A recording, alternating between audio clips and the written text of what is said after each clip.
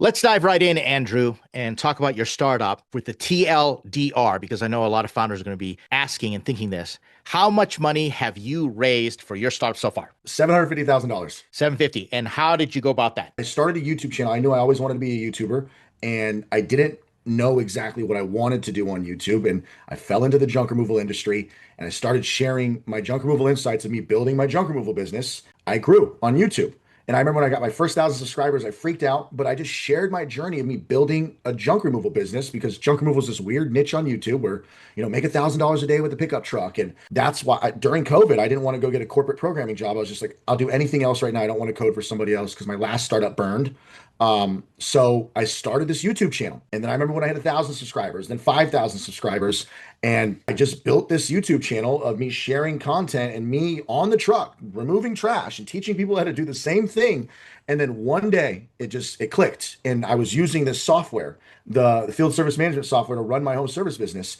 And that's when I was like, oh my goodness, this is $1 billion industry. This software is garbage. I can build a better software. I was originally going back to my travel app, but I never considered SaaS before, B2B SaaS, but it was that moment. And I was just so sick of the software I was using. You had to scratch your own itch, you being a technical person, and that's usually a lot of times where great ideas start.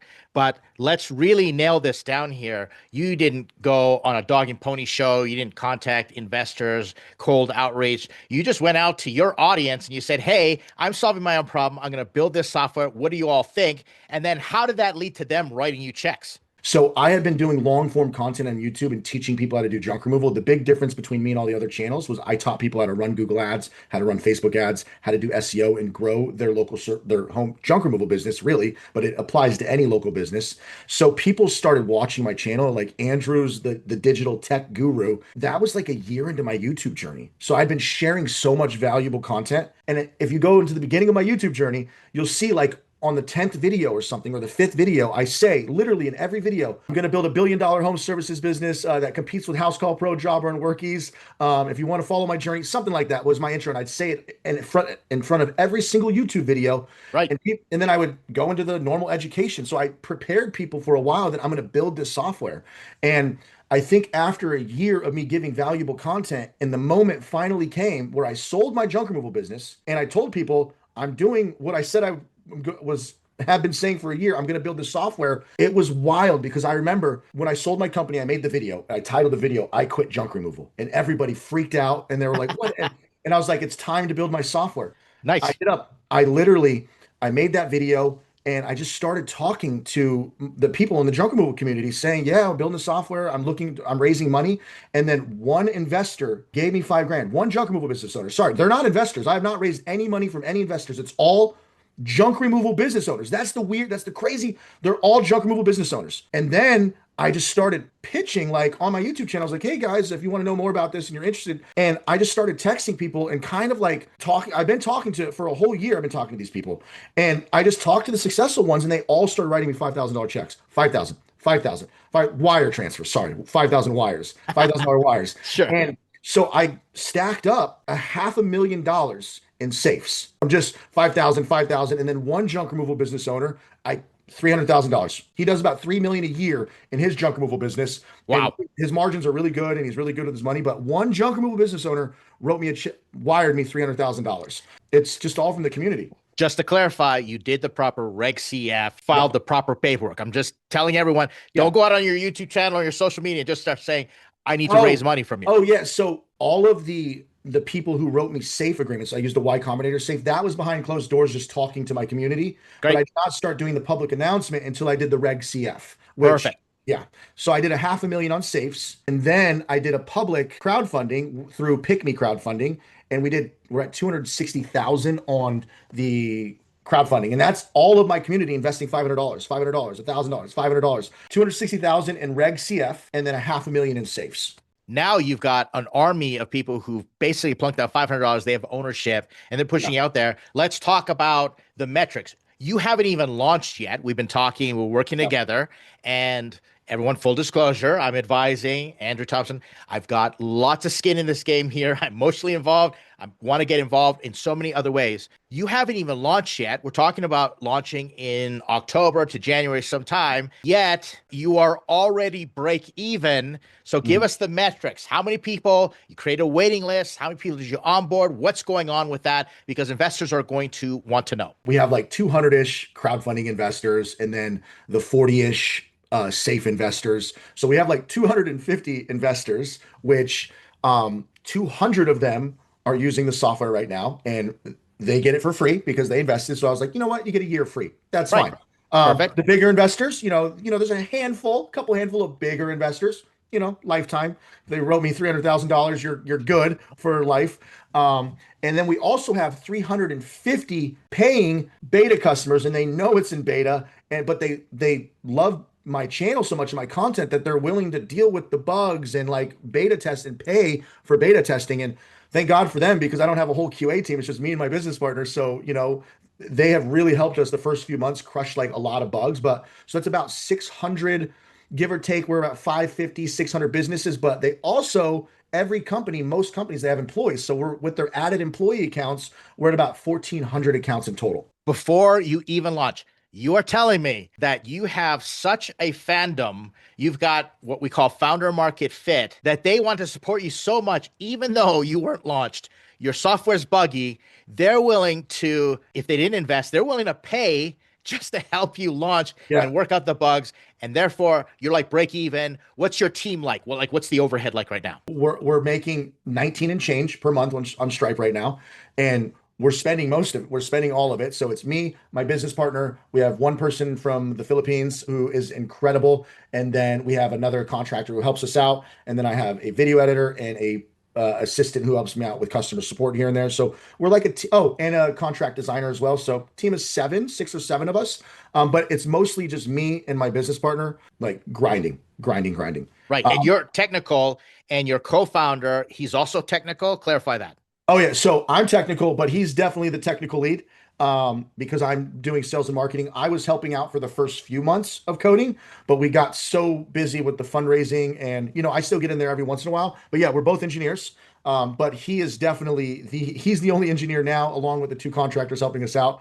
But as soon as we're gonna hire another engineer as soon as we launch. All right. So you are ramen profitable, which is great, even before the official launch, Yeah. which is the reason I love this story. And we talk about it all the time. Building something is easy, development easier. Now, distribution, a whole other thing. And that's the reason I'm so bullish on Autopilot, because you got that in place. What is the problem that you're trying to solve, and how is Autopilot different as a solution? My frustration was the software was very expensive for small businesses. So when you start a junk removal company, a landscaping company, the software is expensive, right? It's astronomically expensive, like to $225 a month for workies, $190 for house call starting. Now, Jobber does have cheaper plans, but they're very limited. So, and then when you start tacking on employees, each employee is like $50 a month, and the software. And this is the main reason besides price. I was in the steam room with my phone, because you can never miss a phone call when you're running Google ads. I was in the steam room with I kid you not, and Nice. I pulled out my phone, and I just remember, like, I was like, God, this software sucks. And I always wanted to build sexy consumer software, Right. never boring B2B SaaS. But now I resonate with it because I lived it. And I just remember going, this sucks. It's so complicated. The text and fonts are small. When I go back, it does this. And I wanted to build easy to use software for blue collar workers, because sometimes they're older, their eyes aren't as good. I want to build great software that is not going to cost you an arm and a leg, but there's other components to it too. Like, I don't want to just be better, a lower price with an easier to use solution, which that's good, but there's a lot of other problems that I dealt with in the home services industry that was not solvable. You couldn't see real data. And unless you have Service Titan, which Service Titan's for enterprise companies, real data meaning this: I can't see my CAC, I can't see my LTV, I can't see my average job size, I can't see my repeat customers, I don't know what's going on in my business, because I'm trying to track my calls, and I have to use call software to track my calls, and then I can't connect my Google ads and my Facebook ads, and I can't pull all this data together and see if I'm making money from Google ads or Facebook ads, and how many calls I get, what's my close rate, what's my booking rate, what's my completion rate. So it was impossible to, I had to juggle so many pieces of software. So as you start to grow in home services, you need to start tracking where your leads are coming from. Google SEO, Google Maps, or all. You need to know this stuff, and you can't do it unless you set up Go High Level, and then you set up Zapier, and then you set up CallRail, and then it's impossible. So part one, price. Part two, it's complicated software to use. Part three, data. So those are the things that I want to bring to the community because you just can't do it. You just can't do it with the software out there. You can't. Right. Instead of going Wall Street enterprise, your whole strategy has been to go to Main Street, small business, business enterprise, Mhm. or small business versus enterprise. Yep. And that is a substantially more difficult problem to solve. And that's the reason that it's very lucrative if you can do it. But a lot of barriers of entry, you have the domain expertise. You also have the fans. You've got the group, you've got the market who's willing to Mhm. support you with that. Those are all fantastic things. Let's talk about how has AI made your life easier, because it's one of the things investors look for. How are you an AI first company? What are your plans with AI? Don't give away any trade secrets yet, because you Yeah, and I yeah. got a lot of plans. Don't want to But give away secrets. what does AI look like for you inside Autopilot? AI is definitely something, the bubble. I'm sitting here watching all my competitors, and they've added some cool features like AI answering phone calls. Like there's some obvious ones, and I'm going to tell you off this recording later because Sure. I don't want my competitors to hear this. But we'll talk about this later. But we definitely have some big AI plans. The one thing I want to say, Ed, the hardest part getting into this industry is I'm not trying to I'm not a genius programmer. I'm not, but we're not like Invoice Simple where we do one feature of invoices and we do invoices really well. We got into a space where we're going up against $5 billion corporate giants like Jobber's 5 billion. We're building an entire field service management software with CRM capabilities. So it's enterprise. We're building enterprise software. We have to get the foundation first. Right. And then, so we're going to tap into AI in a few months, probably starting, around the big expo launch in October, possibly January. But Ed, I don't want to say too much, but I do believe we will come out on top with the because of what I have planned with AI. Because I had to really think, I had to get back into my junk removal business. I was imagining myself on the truck. I remember my ghetto truck bouncing up and down before I got my good truck, and I was thinking about the frustrations of like what would where's AI gonna go for the average blue collar business owner? We're gonna impress you guys for sure. Looking forward to it. In the meantime, there are a few things that you've told me, which I really appreciate about you, Andrew. One, you're using all the AI tools right now. You talk about how you're empowering your entire team to use AI, which is great, Mhm. made you a lot more productive, allows you to get speed to the market. That's what investors are looking for. But second is you've got all these people who are now putting their data in, and you've got a specific data set that you're Mhm. going to work with users who are already entrenched with your software, who are raving fans. What's not to love? I'm super hyped about it. Absolutely. When you mentioned their data, of course, like without saying too much, there's an obvious use case of AI there being able to search. That's one use case, but yeah, absolutely. Let's talk about now what the next steps are. You've got a big launch planned, and then what do you plan on doing? What's your execution roadmap? As far as the launch strategy, I'm speaking at a event for junk removal business owners, but there'll be a lot of other home service. I'll be speaking in front of 500 people on stage, like an elevated stage and everything. I'm really nervous. I've spoken in front of 200 people. So that's going to be like the big event. And we're doing a big drop and we're going to open the doors either October. I've told you it's going to either be October at the latest January, where we'll finally open the doors. You won't need a code to get in. We won't be in beta. We'll have a free trial, like, all the stuff you need. So we have a big launch strategy planned around that. We're doing an awesome 90-day build your business challenge with Autopilot with some of the biggest influencers in the junk removal space.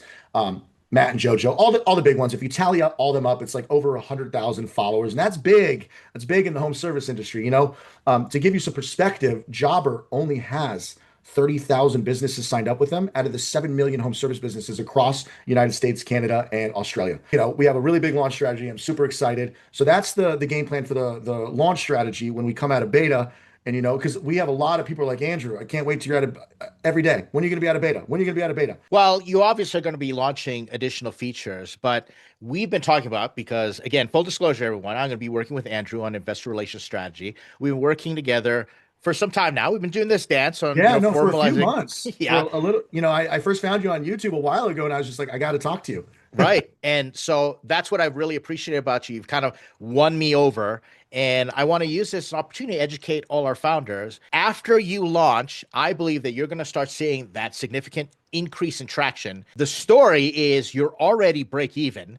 And not a lot of founders can do that. So highly recommend founders do that. Work till you're at least ramen profitable. You can Mhm. barely eke it out eating ramen noodles. That's the YC thing. Now, after that, we'll have the metrics and the data to start talking to the investor community. And we're going to look for optionality. Do you want more Reg CF investors? Do we want to find just one big strategic investor? Mhm. Do you want to go VC? We don't have to talk about that now, but the whole point is you're going to have those options if we do this right in the new year come 2026. Yeah, and I'm excited because I don't know. Once you and I will find out, like, do we want more Reg CF, or will I have the leverage, Ed, to tell the VCs what I want, Right. what we That's what want, what we want. I, from your lips to God's ears, that's what we got to work on. What has it been like to just get help from the investor communities or the investors who aren't official investors, but the advantages of having like your customers as investors? How much help have you gotten from them? How much advisory? Like, what's that like being in that community? They're also my customers, so they're always honest with me because I tell them, be honest with me. If you don't like the product, tell me why. It's insane. Not only do they give me money, but they're also using the product and like telling me about the bugs. They're kind of like my QA testers. And I couldn't, if I could take $5 million of community money, I'll take community money all day. If it was like the same, like if I can raise 500 bucks and it was all just Reg CF and it was at the same valuation I wanted, I'd probably just take community money all day. Because they believe in you, they hype you up. They're not up my ass. uh, Yeah, so very helpful. they don't have like they don't have connections to like crazy things, but they're very helpful because they use my product. Right. So yeah, so it's awesome. As an investor and advisor, I'd rather see you have your community that you're proving founder market fit, have your community giving you that feedback. You're on the front lines. All Yeah. the other stuff will come into play. Now, here's the other interesting thing that you said to me before us recording this is that you now have people, potential users from other industries, not just junk removal, coming to you.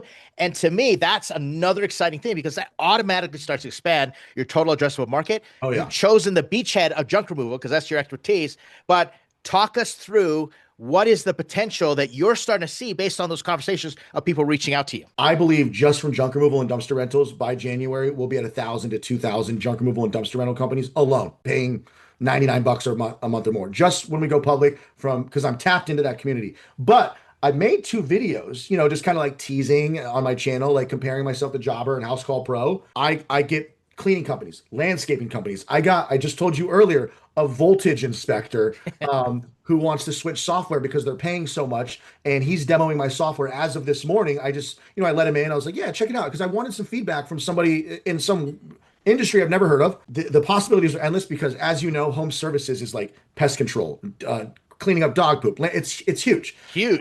Yeah, So huge. I have just from people reaching out to me, and I was like, okay, they found me because of my YouTube channel. A lot of people watch my YouTube channel, even if they're not in junk removal, because I teach people how to run Google ads, Facebook ads, and how to grow your business online. And that applies to all local home service businesses. So I have HVAC companies using me. I have a plumber using me. I have cleaning companies using me. I have landscapers using me, and they're just because they've been watching my YouTube channel, and they're also investors, and they're not even in junk removal. They just love my content, and they've invested. So I don't know. It's pretty awesome, and the feedback I'm getting is incredible. Not to toot my own horn, but most of the reasons why people don't stick with my software, the people who do churn, obviously I'm not perfect. Everybody's got a little bit of churn, is because I'm lacking some of the enterprise features that they're waiting for, like QuickBooks integration, the things that the more sophisticated companies who have evolved and grown but I'm focusing more on the small guys right now. Right. But yeah, so it's a crazy amount of home service companies that have reached out to me. It's insane. Everyone, you're all going to be hearing from Andrew as I continue to work with him. Like I said, we've known each other for a bit now, and I've actually been following you, creeped you. I Before we talked, I was hanging out on your YouTube channel. I remember I started following you when you just cracked 1,000 subscribers. So however long ago that was, because you're not almost at 9,000 now. Yeah. Yeah, no, it's been great. So over a year. So just for my own edification, how do you expect you and I to continue work together? We've had some wonderful sessions. I've thoroughly enjoyed being an advisor to you just because, we're creators and I just love that type of story. How do you expect both of us to work together in the future and at large in the startups.com community? The number one reason I reached out to you in the beginning was because you gave great advice on pitch decks. That was kind of like your forte in the beginning. I was like, oh my God, this guy knows what he's talking about. And I learned a lot of things from you. And I was, getting ready to craft my pitch deck to go VC shopping. But then I got really lucky. The community just started giving me money, like literally. But I kept watching your content because you know the game. You know how to talk to VCs, you know how to talk to investors, you know how to do pitch decks. And I'm a showy guy. I've learned how to put on this character on YouTube, but I don't know how to talk to investors. I don't know. I've never talked to a VC. I don't know the game. And, I figured like, hey, you could teach me, you could help me. And you seem like you do know your stuff. You've been around the block. And I want to be prepared for how to present myself and talk and how to make a pitch deck and, how to do things right. And I just came across your content and I resonated with it so much. And that's the cool thing about YouTube is like, I found you on YouTube, I know, it's crazy. It's been so much fun. Like I said, I can't recommend you enough as a founder. You tick all the boxes as far as, like you said, really scrappy, relentlessly resourceful. I'm looking forward to working with you and us doing some really great things together. And then also, I love the fact that you're committed to education. You also educate other founders, not just junk removal individuals. So we're doing the same thing. We're going to make the community better. But first, let's make you a success, something that we can write home about. And I'm looking forward to, making one of these let's say, crown jewels of my portfolio. It's going to be a lot of fun, Andrew.